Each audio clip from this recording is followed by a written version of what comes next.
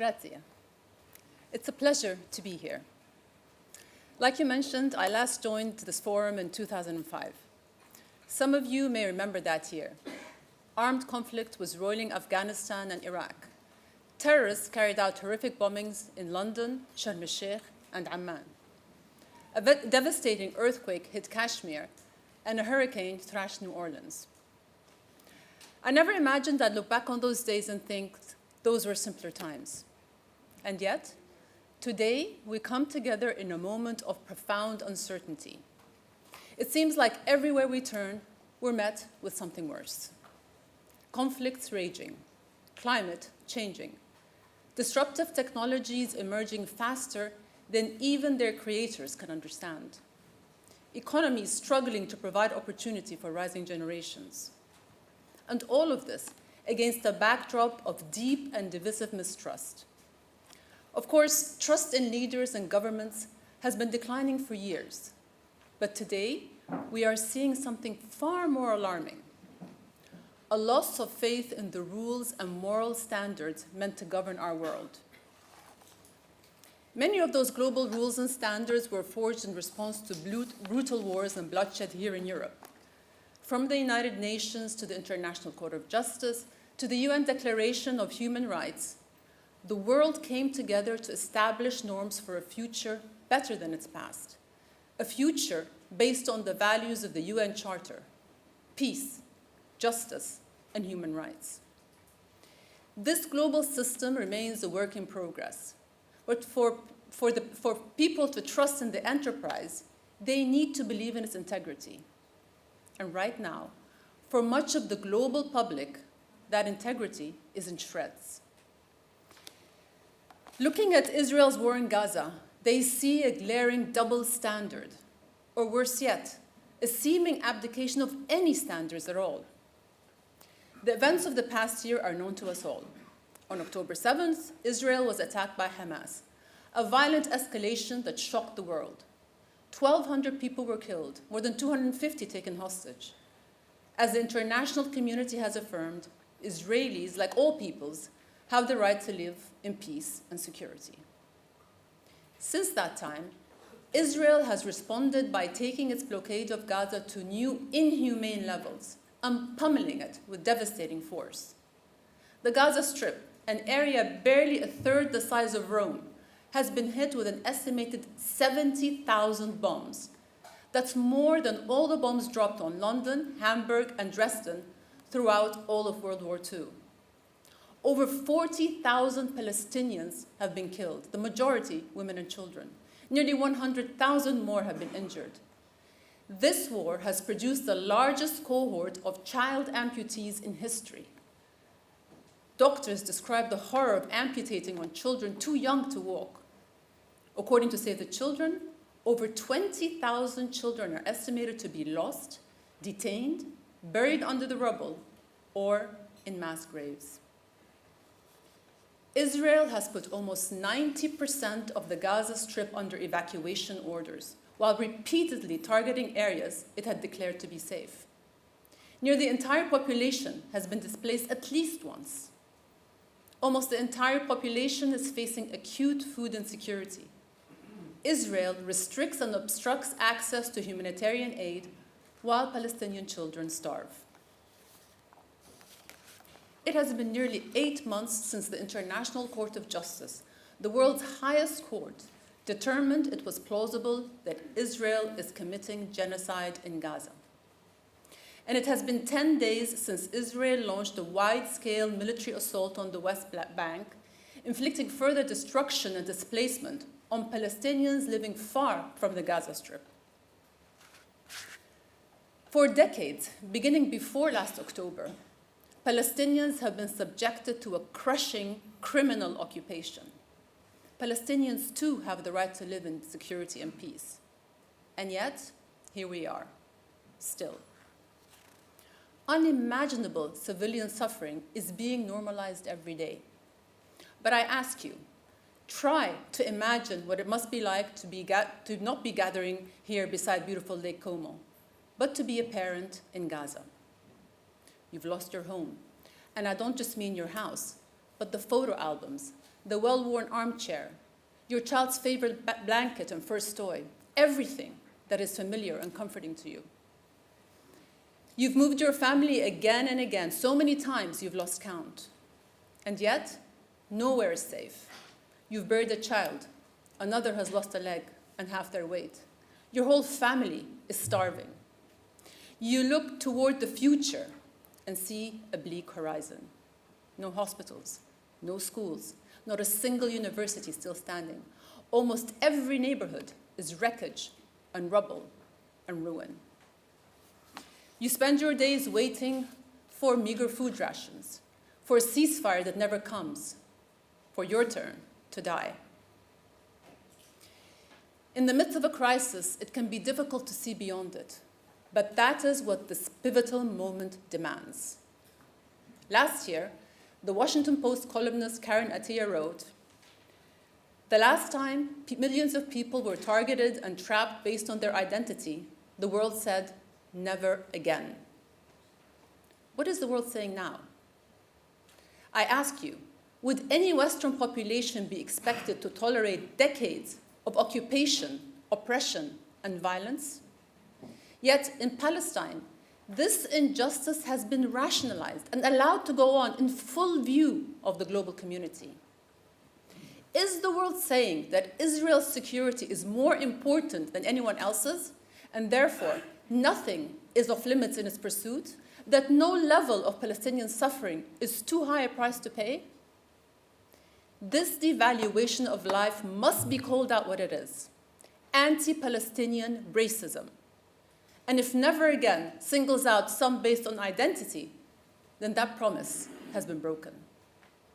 This failure cannot stand. The international community must ask and answer, what next? And then it must act. The bloodshed must stop, but that's not enough. We must blaze a better path, one wide enough for everyone to walk. And I call on our friends here in Europe to play a prominent active role, to weigh their responses to this conflict against long espoused European values.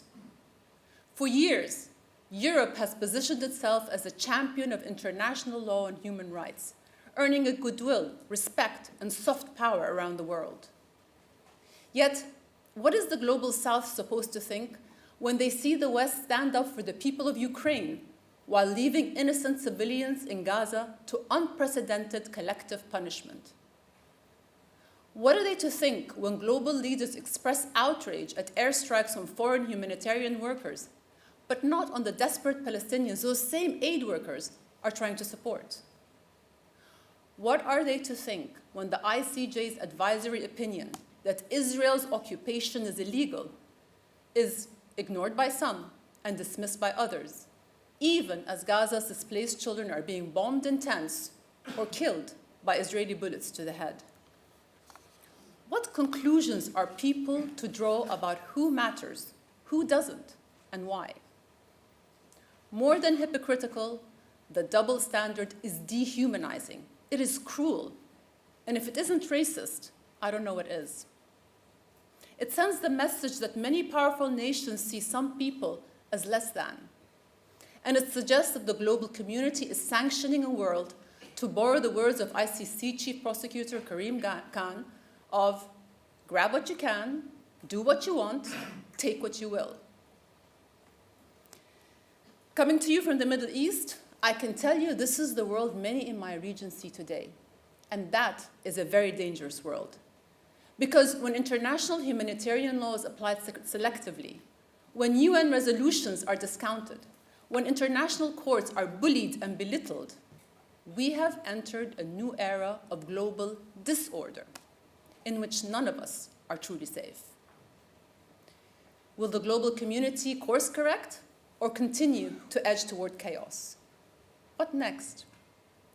The people of the world deserve a global system they can trust, free of prejudice, moral loopholes, and deadly blind spots. And trust in that system has become intrinsically tied to the fate of the Palestinian people. That's why rejecting double standards, demanding accountability, and finding a common path to peace are necessary to create the future Palestinians Israelis and all of us deserve. This is no simple task. After all, failed peace talks have been a recurrent feature of this conflict, and the lasting resolution has never felt farther away. But we cannot resign ourselves to an intolerable reality. If we are to forge a just, sustainable peace that honors both people's rights and aspirations, we need to start from a shared foundation, one that rests on a number of basic principles we can all agree on and adhere to. Our vantage points may vary, so let us begin with the common ground. 5 indisputable principles that should underpin all genuine enterprises for peace. First, international law must prevail without exception. It's human nature to let emotions color our judgment, but the law is reason without passion, and its application is guided by evidence, not emotion. And I'll be honest, I'm not neutral. I'd guess none of us truly are, no matter how hard we try. That's why we need the law. We will never resolve the Palestinian-Israeli conflict, which inflames passions across generations and borders, unless we anchor the effort in a bedrock of impartiality. And while compromise is key to any peace process, international law must set the floor. That means enforcing legally binding UN security resolutions and respecting the opinions and rulings of international courts, even when they're politically inconvenient. Second, autonomy, dignity, and human rights are universal and unconditional. The right to self-determination, to equality, to freedom from persecution and discriminations. These are human rights. They do not need to be earned, and they are non-negotiable, irrespective of how much global influence, political leverage, or military power one side might have. Peace cannot be created by strong-arming a weaker party into unequal terms. Palestinians and Israelis have an equal right to security and self-determination. A number of European countries have acknowledged this by recognizing a Palestinian state. I hope that more countries in Europe and elsewhere will do the same. Third, for justice to prevail, there must be accountability. In a just global society, individuals, institutions, and nations are guided by the knowledge that they are answerable for their actions, that checks to their power will be enforced, and any wrongdoing will be met with repercussions. Without equally enforced accountability, justice is impossible. Trust erodes, the entire system falls out of balance. In Gaza, we see the catastrophic consequences of that imbalance. A powerful nation creating conditions of mass hunger and displacement, facing little pushback. The flip side of accountability is impunity, and a sense of impunity doesn't develop overnight. For the past 57 years, Israel has not only sustained but entrenched its illegal occupation of Palestinian territory through an ever-growing network of settlements. The international community has been vocal in its rejection of this, but words are not enough. Condemnation is an expression of ideals, not policy. To achieve justice, we must bridge the gap between principle and practice. Ultimately, without accountability, talk of international law, of justice, and of human rights is reduced to hollow rhetoric. Fourth, true security is not zero-sum. A just peace makes security mutual. The late Shimon Peres was a longtime participant in this forum. Listen to what he had to say in a speech a decade ago. Israel will not have permanent security without peace. Israel will be giving up its future if it sees the status quo as its desire. End quote. For decades, Israel has sought to ensure its citizens' safety by denying Palestinians the right to the same. But that route is unsustainable. It has brutalized Palestinians and failed to keep Israelis safe. Neither side's insecurity serves the other. It only perpetuates the problem, an endless cycle of repression, resentment, and retaliation. Only a just peace can break that cycle. My fifth point is a simple one. Voices on the very extreme must be blocked from the conversation. The future cannot be held hostage to those who advocate for mass starvation, extermination, and expulsion, who applaud collective punishment, who defend the indefensible. They must be called out and shut down. Because incitement against an entire population is not an exercise of free speech. It is a vile breach of decent human conduct. For my part, I have no illusion that restoring hope for peace will be easy. The points of contention are many, but surely these are 5 principles we all know to be true. That upholding the law is a must, not a maybe. That human rights are not open to negotiation. That without accountability, injustice is not only sustained, it is normalized. That peace, real, lasting, life-affirming peace, is key to security. And that extreme voices cannot be allowed to dictate the conversation. We cannot go back to the days before this war. As we ask, what next?